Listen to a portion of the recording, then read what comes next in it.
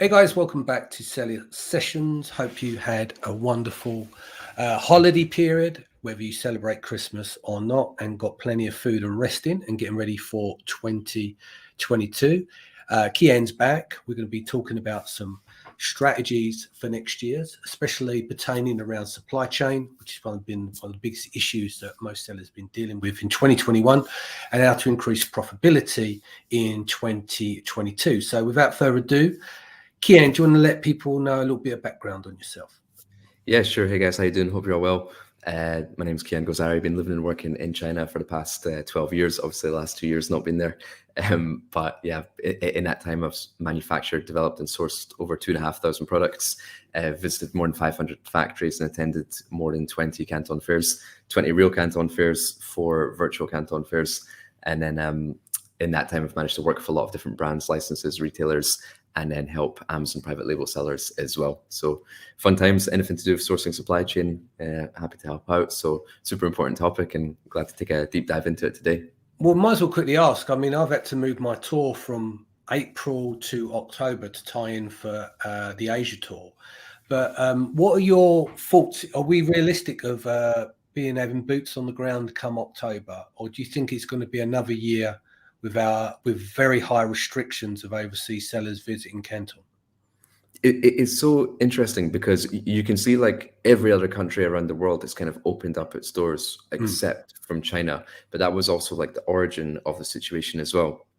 And then like if you look at other things, like I'm into Formula One, and you look at the Formula One race calendar for 2022, China isn't on there. So they've made the decision not to host, right? But then Beijing are hosting the 2022 Winter Olympics in February. So in 2 months' time, Beijing are hosting an Olympics, which is like a lot of media and people from all around the world. So they're showing signs that they're opening their doors, but they're also not. And then speaking to a lot of my suppliers who will sort of give you like the real information of what's happening there, you know, they just tell me like most things are back to normal, but there's like little lockdowns here and there. So kind of little sporadic things. So it's kind of hard to make an assessment of when it will be fully open. But my personal assumption is that it will be around Q3 next year. I don't think we'll see anything within the first 6 months of 2022, but I'm optimistic for the October Canton Fair in 2022 that we'll be able to go back to China. You can still go back now if you want, but there's like 3-week quarantine and a lot of government documents you have to fill out. It's almost it's too painful to even consider it in terms of there's very little in terms of upside. Like you said, you got the quarantine. There's I think there's special visas you need as well, and there are restrictions as well because they're only letting in a certain amount. Is that right? They had that restriction. Only an X amount of overseas, like a percentage, can come in or something.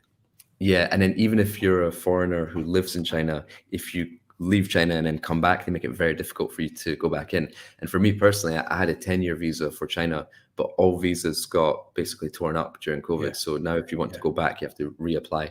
So they've basically made it in a way that if you really want to go, you can go, but it's a massive pain in the ass. So I'm sure that will start to ease off further we go into next year, because it's not sustainable the way it's going, right? They rely on a lot of foreign buyers going over there and placing big orders and stuff like that. So at some point they do have to open their doors. Yeah. Cool. Well, let's get into the content. Let's talk about in terms of the supply chain. We're going to go through 7 or so tips. First one I think we're going to be discussing is product pricing. Yeah, exactly. So I think that, everyone's sort of seen their costs go up in 2021, whether it's from the logistics or the product pricing or the raw materials or the 3PL. Everyone's faced it, right? So I don't need to explain it. But now I'm thinking, okay, well, how can we get some of those cost savings back, right? And if we now think about the product, I think the most important thing, and then ask yourself this, if you're listening, is that have you got an accurate specification sheet for your product? And then if you do, have you sent that out to multiple suppliers to make sure you're getting the absolute best price? Because one of the biggest common mistakes I see from Amazon sellers is that they outgrow their original supplier. That they got that first order from that first supplier on Alibaba, it was like 300 quantity, but now their business is growing and they're doing like 2,000 units a month, but they kept that same supplier because maybe the communication was good, not knowing you could be getting a better price from a larger supplier. You could be getting better quality, you could be getting better lead times, all that sort of stuff. So And I'm not like advocating for people to change, but I'm just saying that make sure you know that you're getting the best price for the volume that you're doing. So that starts with the specification sheet. Select your top 3 to 5 suppliers, send that spec sheet out, and just make sure the pricing that you're starting to get back is in line with what you had before, or if it's cheaper, rather than switching, give your existing supplier an opportunity to match it, to say, hey, we've been buying this product for $4.50 for the last couple of years, but I'm starting to get prices of like $3.80 and $4.10.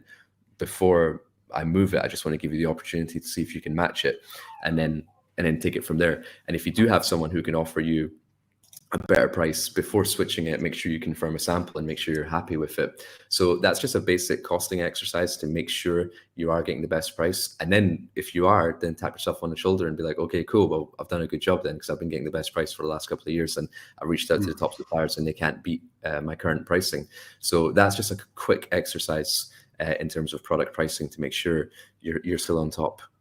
And also bill of materials, breaking down your current product, not only the cost of the materials, but the cost of the assembly of the same product. Because there's certain things like, I remember we had a product where we had an inner sheeting with inside it, and it drove it up by $1, but it didn't add any value. You know, when you've got a product where you keep adding to it and you're going, well, that'll bring more value, that'll make it more comfortable, this will do this, and this will do, and you keep adding and adding in terms of production wise, right? But what you don't always realize is that, say obviously time is money. If there's some work that needs to be done, like embroidery work or something like that, and it's very incidental and it doesn't bring any value to the product, that can take it up by $1 per unit. Yeah. And you're just omitting that reduces a cost down dramatically. So sometimes it's good to work out exactly each of your components of that product. Have you overproduced it? And where is the energy level and time going in terms of the labor as well? Because that's very important. Yeah, and that's actually a great point in terms of the bill of materials, because that's something I've noticed as well. Is that, like, let's say you're using a nylon fabric for something which is more expensive than polyester. Ask yourself, well, could I be using polyester here? Is the nylon important?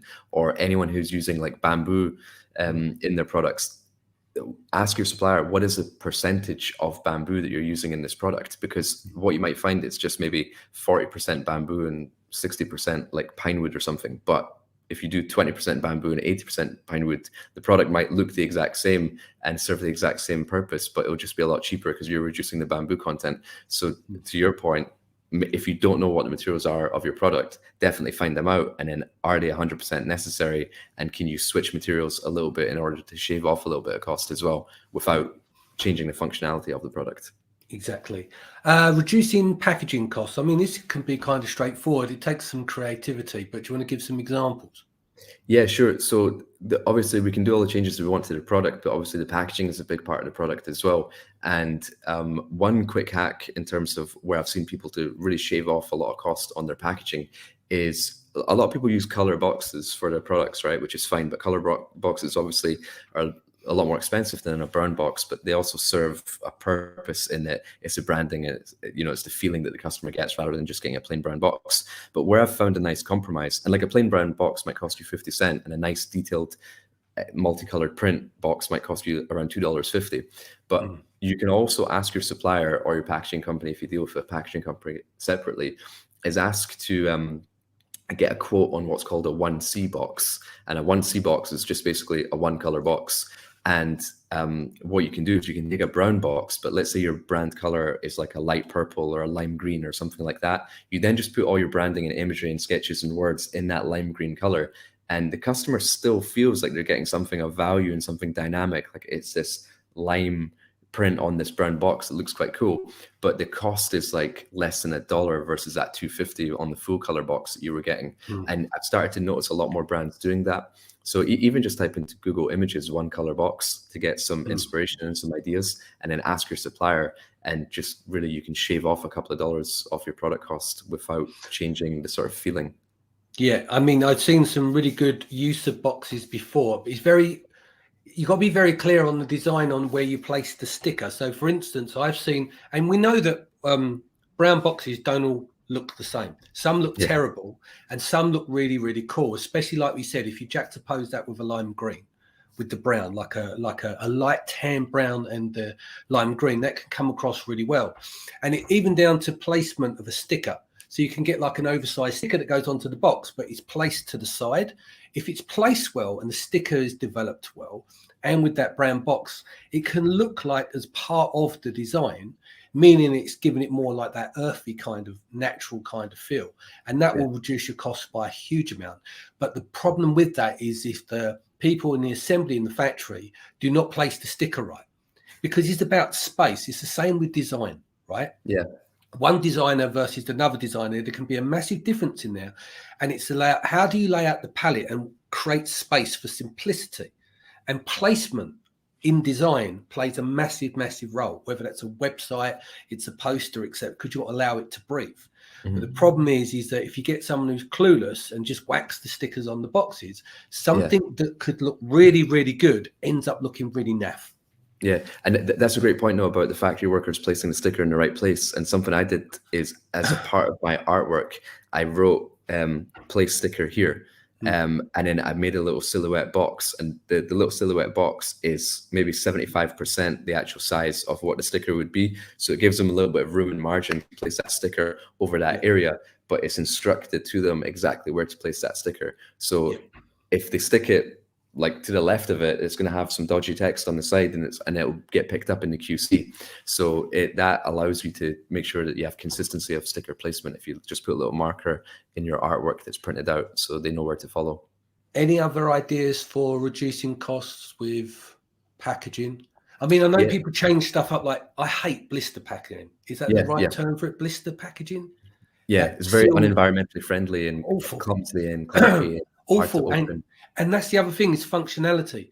People don't want to be cutting stuff open, and then boxes you can cut your hands on, even if you use scissors to cut it open. And where it's like vacuum packed, you catch it on the wrong corner, you can actually, people start to cut their hands open and stuff like that. It's terrible. So what about maintaining functionality, but reducing cost in terms of optimizing packaging? Yeah, it's a great point. And something I always look at is, can the product packaging be a feature or a use in the product?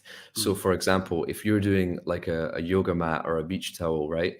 The packaging could be that roll up carry bag that you then roll your yoga mat in. That serves as the packaging, but also like a carry bag for the end, for you to actually transport the product when you're using it. Same for beach towel. Like, you can just print all your sort of care label and instructions on this little stuff sack, which you then use that to take your beach towel to the beach as well. So, and then that's also very environmentally friendly as well, and serves as a feature, and it doesn't create any waste. It's not like you just open it and then toss that in the trash. So, and if your core values of your company is around like sustainability and being environmentally friendly and stuff like that, it also ties in with your brand messaging and helps you reduce a little bit of cost as well. Import at the lowest rate possible. So let's talk about duty rates. Yeah, sure. And that's somewhere where we can save a lot of cost as well, in terms of, we've talked about the price of the product and the price of the packaging. Well, if you want to keep everything the exact same, you can also save a bit of cost by making sure that you're importing at the absolute correct duty rate. And just a quick few hacks in terms of, like, if you've always been importing at like 10% duty and you're like, okay, well, that's just my duty rate, there's a few things that you should just be double checking.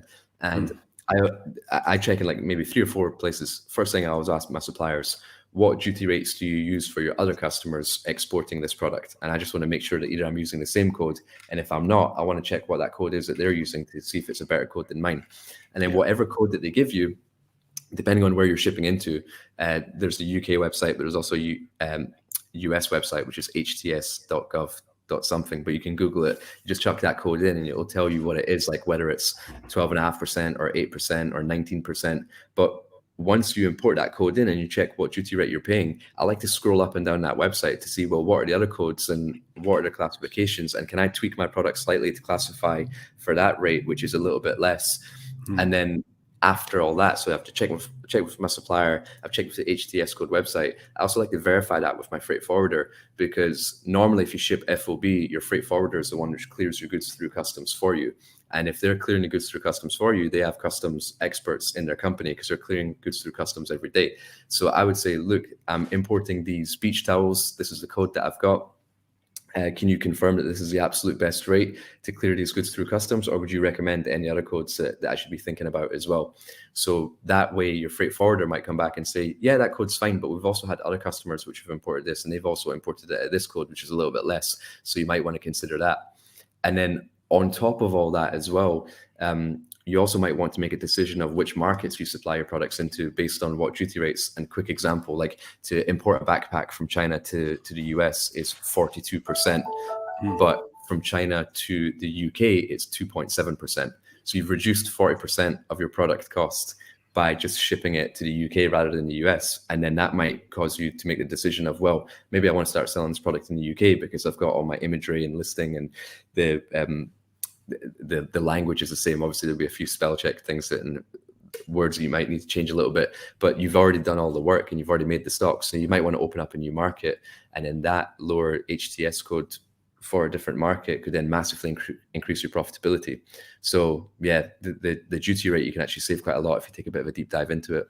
Yeah, I mean, the perfect example of that was it Converse? They changed something on the sole of the tongue. Yeah. What was it they did? Yeah. So Converse had a rubber sole, right? And the footwear rubber sole at the time, it was like 30% import duty, but slippers were, I think, like under 10%. And what they did was they added a bit of fluff to the sole of the shoe, classified it as a slipper, and then imported it at like less than 10%. So they managed to shave off more than 20% of their import duty by classifying it as a slipper. And as soon as you put the product on, that fluff just falls off, and then it's no longer like a slipper. But that was good enough to get them through customs and save a lot of money. And the biggest lesson for me there was that the biggest companies in the world are doing this, because Converse are owned by Nike. And I'm like, if Nike are doing this, then why can't we? Like, this is not like the biggest players in the game are doing this. Like, we have to away with it. Yeah, we have to adopt these strategies as well. Yeah. Optimize carton dimensions. I'm just going to reference that we had Jamie on the show a couple of weeks ago with his new software, Jamie Burrows from the Endgame Network, on with Sharon. Massive in-depth here. I mean, we'll cover it, but I just let you know, people listening to the shows, if you want to go back and check that out. But let's see your take on things. There's so much can be done here. I've heard about that as well, and I definitely want to check out Jamie's tool, because the point I was about to mention probably was the same as what Jamie's created a tool for, which is really about optimizing your carton dimensions to make sure you can pack the most amount of goods in a container, but also making sure you can optimize your 3PL storage as well. And I'll give you a quick tip, and I'm sure Jamie's tool will cover this as well, is that I always ask my 3PL that I'm sending into, what is the maximum pallet height that you'll accept? And let's say that someone will accept like 1.6 meters, 1.7, 1.8, 1.9. But why that's so important is that, let's say the height of your carton is 60 centimeters, right? And they accept 180 centimeters. Well, you can get 60, 120, 180. You can get 3 layers of that 60 centimeter height. But if they accept 170 centimeters, well, you're going to go 60, 120, and then you're not going to have room for that third layer. But one carton might store 30 units, and you might get 5 cartons on one layer. So there's 150 units that you would have had in free storage if you just slightly reduced your box dimensions. So knowing what your maximum pallet height and adapting your carton dimensions to that might get you a lot of free storage. And the other thing, if you don't want to mix the SKUs as well, you're going to end up with, quite often, let's say you work at scale, you're going to end up with what we call half pallets, which means is that the overflow goes on to the next pallet. You're being charged the full amount for using a fraction of that pallet. So you might only put one layer on, like you said, you put 2 layers on one pallet, which should fit 3. So you end up getting a secondary pallet just to put 1 layer.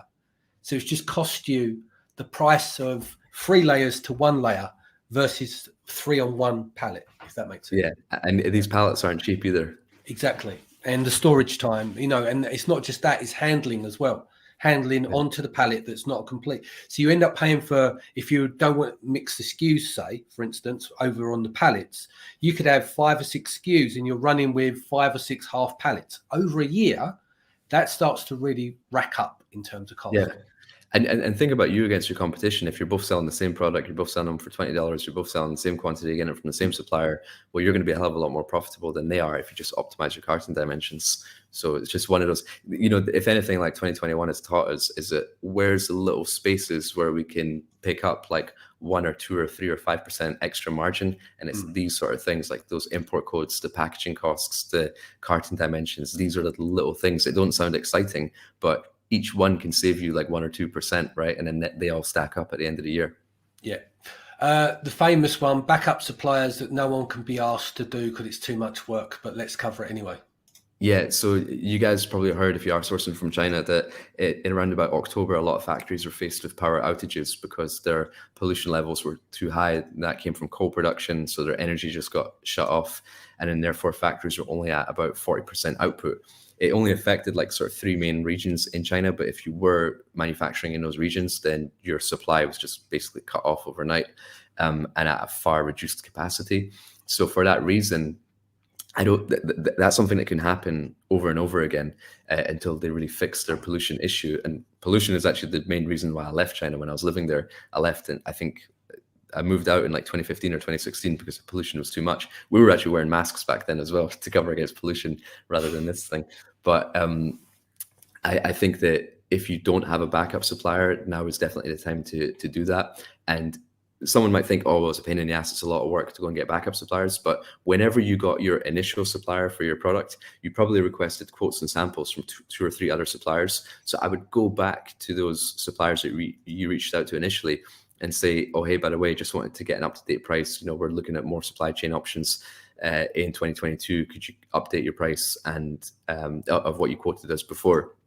And if the price is workable, well, did they make a sample for you before as well? So therefore, you have an up-to-date price and a sample that you've already confirmed and you're already happy with. So if anything happens in terms of your factories of power outages in 2022, you immediately have someone you can turn to and be like, hey, cool, here's an order, and you're happy with the sample and the price, and you've already opened up communication with them, rather than starting from square one and having to look at suppliers online again. So I would go back to your existing ones and just double check in and see what the prices are, and then you might need them next year.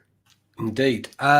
Supplier forecast orders for 2022. And this is not just your forecasting. You're going to forecast your own business and lay that out, because you've got to know when you're going to get your turn of inventory on your shipments and stuff. But the reason you're saying this is to give your a supplier the heads up on what to expect coming from you this year, right? Yeah, and I think we covered this a little bit in the last episode that we did around Chinese New Year, and I was saying that this is a good time to give your supplier a forecast. Well, this is kind of the same point, is that if you give your supplier a forecast for 2022, they can anticipate the volumes that you're going to place over the course of the year rather than the volumes you're going to do on your next order. And they'll take that yearly forecast and they'll apply your discount to that price. So rather than saying like, oh, hey, I need 3,000 units for my next order, I would word it in a way that over the course of the next year, I think we're going to order around 20,000 units. And it's not a commitment, it's just a forecast. But you know, that forecast is probably accurate because maybe last year you ordered 14,000 units, but your orders were growing. So if they continue to grow the way that they were, then you'll hit 20,000 units. And then as a result, they could order your materials in bulk. Then you'll get better economies of scale, better unit cost. You have faster lead times because they will have those materials in stock ready for you when you want to pull the trigger and start manufacturing. And as well as that, you will lock in your pricing at the start of the year when they order your raw materials. So if there's any raw material price increases over the course of the year, that won't affect you because you locked in your price for that large quantity at the start of the year. So giving your supplier a forecast can help save your costs, reduce your lead time. And also you could leverage that to get credit on your orders as well, depending on how good a relationship you have with your supplier. Yeah, and this rolls nicely into the last point, which is build relationships. Yeah, exactly. And that's something probably on all the episodes that we've done together. It's always a point that I've mentioned, and, you know, it's just as important as it was before, probably even more so important. And, you know, I always feel like from all the years I've been doing business in China, the best things that have come from those have been from the relationships that I've built in terms of getting offered new products, getting to the front of the production schedule, getting the best prices. And, you know, now is the actual best time to build those relationships as we go into Chinese New Year. And I think, again, on the last episode, we talked a little bit about building those relationships through WeChat and, you know, sending gifts and sending images and just checking in with each other. And through those relationships, once you start to build them, anyone who I've ever given this advice to and be like, you know, get them on WeChat, send some gifts, like send some photos, like the dividends that you get out of that are unbelievable. And it's not also a game that I just want to build a relationship to get better incentives in my business. It's also, they're cool people as well. Yeah. You know what I mean? You can actually have pretty good friends. And like I before COVID, like I was going on holidays with some of my suppliers. I've attended their weddings. You know what I mean? Like one supplier asked me to name their child, give them their English name. Like crazy stuff. And it's just like we're so close, and it all came from business, but then we became better friends. So I would stress that for everyone. You know, this could be entrepreneurship, as we all know, could be a long and lonely game, but if you actually work with people who you get along with, it becomes a lot more exciting. Yes, I totally agree. One big prediction for 2022 from you. What do you see in the crystal ball? In the crystal ball, I would say there's a couple of things. One is that, as we kind of talked about at the start of the show, that China will open up towards Q3 next year. The other thing is that, and this is just my prediction, I don't know how many people will agree with me, but I think we will see a lot of brands and people go to source products outside of China, get their fingers burned, and then come back. Yeah. And I say that because I think it's the right thing to do, to get prices from other countries and see like what their lead times are like, what their quality is like, what their pricing is like. But ultimately, from my experience, and I've tried this before as well, you just can't compete with the infrastructure which China has built. Can't do the scale. Yeah, you can't do the scale and the lip service. Because you do the same in the UK, you do it in America. No one gives a fuck. They'll come back to you 3 or 4 days later. The Chinese are always ready and willing to do business. And that's the difference. It's their attention to detail in that sense, you know, always ready. And also their infrastructure as well. Like if you think about their ports or roads or highways, like they're just a country built to do mass production. Like as you said, like their scale, like what other country in the world can you go to be like, I need 15,000 units of these and I need it produced in the next 45 days. Like that will it's not even the units. It's when you turn around and say, we need to scale up iPhone production. We need 23,000 workers. You can't do that anywhere outside of China. Yeah, absolutely. Maybe you could in Pakistan or somewhere like that, but they haven't got the infrastructure to do it. They've got the volume of people. But yeah, and to your point, maybe they have the people, but they don't have the skilled labor. China also has a very skilled workforce, and that skilled workforce comes at a low cost workforce as well. So I think try it, and it might work for you, but I think that China is still the dominant player in the manufacturing and export industry, and we'll just see a lot more business go out and then come back as well. Yeah, I mean, I manufactured in a brand in the UK for 3 years, but I knew what the downsides were, and I lived with them and accepted them. It was never going to be as good as the lip service you get out of China, but the upside is I didn't have to deal with logistics on that brand. And it was all done, manufactured at home in a safe environment. Do you see what I mean? But I knew what was coming would be pretty shit in terms of certain areas, but I was willing to eat that up. That's the difference. And you know, the final thing as well is that even though we're buying from China, we get payment protection because, you know, if you're using Alibaba Trade Assurance, if there's any hiccups on the order, then they'll refund you.